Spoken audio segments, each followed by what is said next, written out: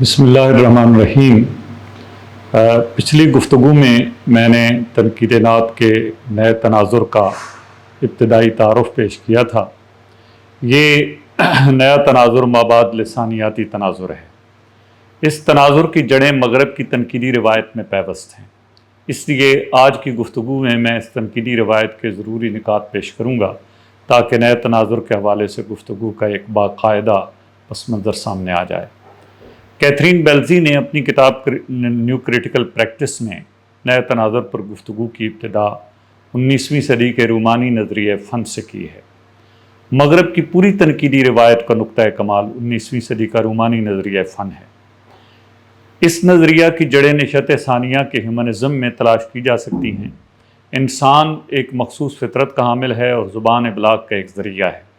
مشترک فطرت اور مشترک ذریعہ ابلاغ کی بنیاد پر معنی کا ابلاغ ایک فرد سے دوسرے فرد تک فہم عام کے ذریعے ہوتا ہے۔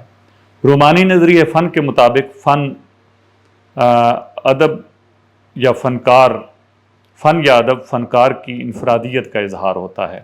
ادیب جو خود ایک نابغہ ہوتا ہے، زندگی کے حقائق کو اپنے مخصوص تخلیقی تناظر میں پیش کرتا ہے، اور تنقیدی سرگرمی کا مقصد فن پارے میں مضمر اس تخلیقی موقف کی بازیافت ہوتی ہے جو زبان و بیان کے تخلیقی اور جمالیاتی استعمال سے فن پارے میں پیش کیا جاتا ہے۔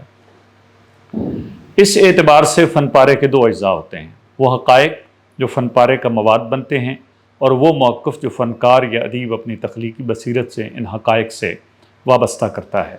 چنانچہ تنقیدی سرگرمی حقائق کے تعین اور ان کی نسبت فنکار یا ادیب کے موقف کی دریافت پر مبنی ہوتی ہے۔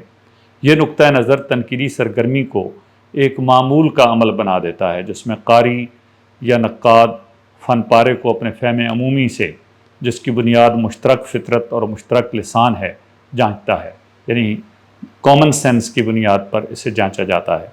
اگر غور کیا جائے تو روایتی شعری تنقید اسی طرز کی تنقید کے طور پر دیکھی جا سکتی ہے۔ یہ طرز فکر ایک طرف فنکار یا ادیب کی داخلیت کو دریافت کرنے اور دوسری طرف فن پارے کے تاریخی تناظر کو پیش نظر رکھنے سے عبارت ہے۔ چنانچہ روایتی تنقید میں ادیب، اس کی شخصیت، اس کے تصور کائنات اور روح اثر سے بحث کی جاتی ہے، اور فن پارے کے جائزے سے پہلے کچھ چیزیں بطور تمہید طے کر لی جاتی ہیں اور اس تمہید کی روشنی میں آگے بڑھ کر اسی تناظر کو اس فن پارے کی توضیح کی جاتی ہے۔ آگے بڑھنے سے پہلے ذرا اس تناظر کو تنقید نعت کی روایتی سرمایت سے متعلق کر کے دیکھتے ہیں۔ اگر نعت کو بطور صنف سخن پیش نظر رکھا جائے تو روایتی طور پر تنقید نعت کے دو اجزاء ہوں گے، نعت کا مواد اور نعت نگار کا موقف یا زاویہ نظر۔ چونکہ نعت کا موضوع ذات رسالت مآب صلی اللہ علیہ وسلم ہے، اس لیے اس تناظر میں تنقیدی سرگرمی کا مقصد ذات رسالت مآب صلی اللہ علیہ وسلم کے حوالے سے نعت نگار کے موقف کی دریافت ہوگا۔ اردو میں بہت سے تنقیدی جائزے جیسے فاضل بریلوی کی نعت نگاری، محسن کاکوروی، امیر مینائی، حالی اور دوسرے نعت گو شعراء کے نعتیہ سرمایوں کا جائزہ اسی تنقید کے زمرے میں آتا ہے۔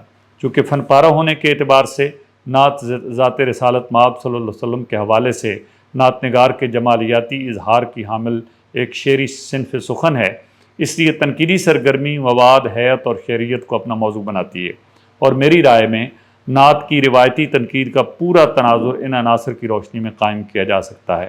یہاں یہ وضاحت ضروری ہے کہ نئے تناظرات اپنی جگہ، یہ روایتی تناظر اپنا پورا فکری و علمی جواز رکھتا ہے۔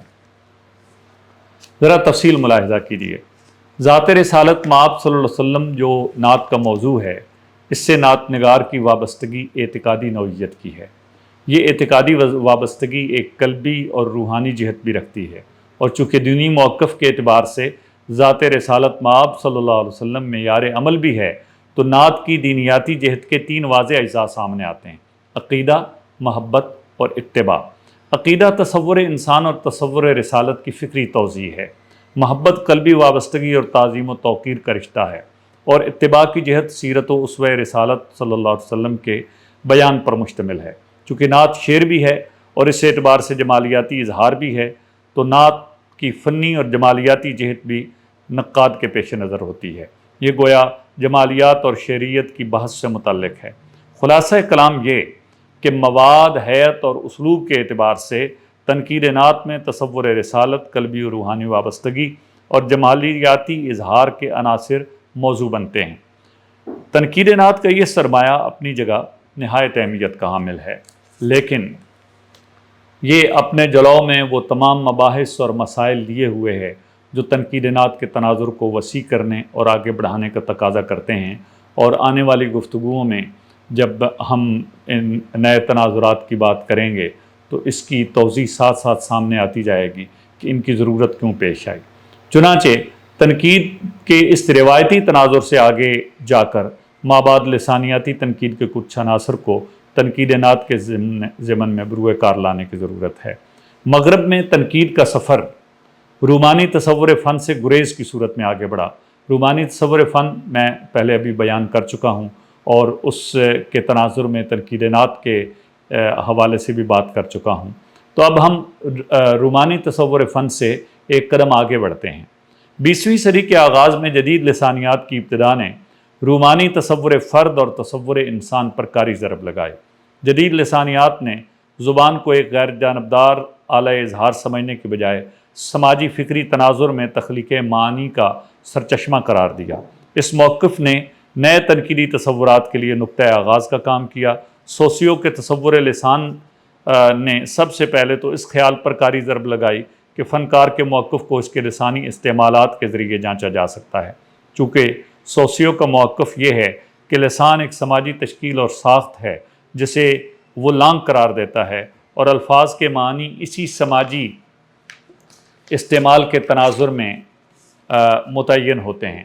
چنانچہ لسانی استعمال سے فنکار یا ادیب کے انفرادی موقف کی بازیافت ممکن ہی نہیں۔ 1946 میں ومسٹ اور بیڈزلے نے اپنے ایک مضمون جس کا عنوان انٹینشنل فیلیسی تھا قرار دیا کہ لسانیاتی تناظر میں فنکار کا موقف فن پارے میں دریافت ہی نہیں کیا جا سکتا۔ اٹ از نیدر اویلیبل نار ڈیزائربل، نہ یہ دستیاب ہے نہ اس کی ضرورت ہے، اس لیے کہ متن لسانی استعمال پر مشتمل ہوتا ہے، اور الفاظ اپنے معنی سماجی استعمال کے تناظر میں حاصل کرتے ہیں، اور سماجی تناظر اور مصنف کی انفرادیت کے درمیان ہم حتمی امتیاز قائم کرنا چونکہ ممکن ہی نہیں، تو اس لیے فنکار کے موقف کی بازیافت فن پارے کے ذریعے اور اس کی لسان کے ذریعے ممکن نہیں۔ یہ نیو کرٹسزم یا نئی تنقید کے موقف کی تائید تھی۔ رومانی تناظر میں لکھاری کی شخصیت اور تاریخی تناظر طے کرنے کے بعد اس کی روشنی میں فن کی توضیح کی جاتی تھی۔ اس نئے تناظر کی روشنی میں متن کے الفاظ کی حیثیت بنیادی ہو گئی۔ متن مرکز تنقید میں بنیادی اہمیت ورڈ آن دا پیج کو حاصل ہو گئی۔ لفظیات متن پر توجہ نے جو نیا تنقیدی رجحان پیدا کیا، جلد ہی اس کے اپنے مسائل سامنے آ گئے۔ ان مسائل نے کئی رجحانات پیدا کیے۔ ان میں سے دو رجحانات پر میں بات کروں گا۔ ایک رجحان نارتھروپ فرائے کا آرکیٹائپل کرٹسزم کا یا میتھک کرٹسزم کا موقف تھا، اور دوسرا رجحان رشین فارملزم کی صورت میں سامنے آیا۔ اس میں کچھ اور تفصیلات بھی ہیں، لیکن میں اپنی بات ان دو رجحانات تک محدود رکھوں گا کیونکہ تنقید نعت کے ضمن میں کچھ بصیرت افروز نکات یہاں پیش نظر ہیں۔ یہی مواقف آگے چل کر ساختیات، پس ساختیات، نو تاریخی تنقید، بین المتنیت اور دیگر ایسے رجحانات کے آغاز کے پیشرو ثابت ہوئے۔ سب سے پہلے میں نارتھروپ فرائے پر بات کروں گا۔ فرائے نے قرار دیا کہ محض لفظیات پر توجہ متن کو پارا پارا کر کے دیکھنے کا عمل ہے، جبکہ متن کچھ بنیادی ٹائپس سے تشکیل پاتا ہے اور دوسرے متون سے ایک داخلی رشتے اور ربط کا حامل ہوتا ہے۔ ادب دراصل انسانیت کے اجتماعی شعور کی بازیافت پر مشتمل ہوتا ہے، اور نقاد کا کام کسی بھی فن کا پارے کی بنیادی ٹائپ کی دریافت ہوتا ہے۔ فرائے کے مطابق ساختی متن تنقید متن گریز اور مرکز مائل تصورات کے باہمی تعامل سے تنقیدی تجزیہ تشکیل دیتی ہے اور خود کو زیر مطالعہ متن تک محدود رکھتی ہے۔ اس کے برعکس فرائے کا موقف یہ ہے کہ متن کو ایک خود مکتفی اکائی کے طور پر دیکھنے کے بجائے دوسرے مماثل متون سے ملا کر دیکھا جائے، اور ادب کو کچھ آرکیٹائپس پر مشتمل سمجھنا چاہیے۔ گویا ہر متن ایک کل کا جزو ہوتا ہے۔ آرکیٹائپ کی تعریف کرتے ہوئے فرائے کہتا ہے کہ آرکیٹائپس دراصل recurring images are symbols that connect one text with another and contribute a source of the intelligibility of the text. یعنی آرکیٹائپس ان تمثالوں اور علامات کے تکرار پر مشتمل ہوتا ہے جو ایک متن کو دوسرے متن سے جوڑتے ہیں اور اس کے قابل فہم ہونے کی تشکیل کی بنیاد بنتے ہیں۔ یہ آرکیٹائپس ایک مرکزی مفروضہ اور اصول ربط کے طور پر متون کے درمیان تعلق کو قائم کرتے ہیں۔ یہ گویا ادب پارے کو ایک صنف کے طور پر دیکھنے کا رجحان ہے۔ میری رائے میں تنقید نعت کے لیے ایک عمدہ موضوع یہ ہو سکتا ہے کہ نعت کے آرکیٹائپ کا تعین کیا جائے اور اس روشنی میں نعتیہ متون کے باہمی ربط کی بنیاد پر تنقیدی سرگرمی کو روح بعمل لایا جائے۔ مثال کے طور پر نعتیہ سرمایہ میں تصور انسان اور تصور رسالت اور ان بنیادی تصورات کی دریافت جو پورے نعتیہ سرمایہ کو داخلی ربط سے دیکھنے کی بصیرت پیدا کرے، یہ ایک سرگرمی ہو سکتی ہے۔ میری رائے میں نعت کا آرکیٹائپ متعین کرنے کے لیے نعت کو نعت گو شعراء کے انفرادی ذوق کے طور پر دیکھنے کی بجائے امت میں تعلق بالرسالت کے مختلف اسالیب کے طور پر دیکھا جا سکتا ہے جو باہم دراویزاں تصورات کی صورت میں سرمایہ نعت کی تشکیل کرتے ہیں۔ یاد رہے کہ یہ بین المتنی مطالعات سے مختلف بات ہے۔ مثال کے طور پر عرفانی تصور رسالت ہے، کلامی تصور رسالت ہے، ایک راسخ اعتقادی بیانیہ ہے تصور رسالت کے اعتبار سے، ایک جدید انسان کا یا جدیدیت یا مابعد جدیدیت کے حوالے سے تصور رسالت ہے۔ تو نعتیہ سرمایہ کو ان بیسک ٹائپس کے ساتھ ارینج کر کے اگر دیکھا جائے تو اس سرمایہ کو کا ایک بڑا عمدہ جائزہ پیش کیا جا سکتا ہے، اور ان مختلف بیانیوں کی روشنی میں نعت کے پورے سرمایہ میں بار بار سامنے آنے والی علامتوں، تمثالوں اور مواقف کی بازیافت ایک اہم تنقیدی اور تحقیقی سرگرمی ہو سکتی ہے۔ اس کے نارتھروپ فرائے کے آرکیٹائپل کرٹیسزم کے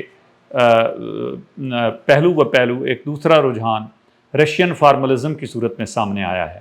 یہ بھی بنیادی طور پر نئی تنقید سے گریز کی شکل تھی۔ اس کے بنیادی نظریہ ساز وکٹر سلائیوسکی، بورس ایکنبام، رومن جیکبسن اور یوری تیناف تھے۔ رشین فارملزم نے 3 بنیادی تنقیدی تصورات متعارف کروائے۔ پہلا تصور ڈیفیملیرائزیشن کہلاتا ہے، دوسرا تصور لٹریرینس سے متعلق ہے، اور تیسرا موقف ٹیکسچول انالیسز، کلوز ٹیکسچول انالیسز ہے۔ وکٹر سلائیوسکی کے مطابق ادبی زبان علامتوں، استعاروں اور ابہام کے ذریعے زبان کے ایک مخصوص استعمال کی طرف توجہ مبذول کرتی ہے۔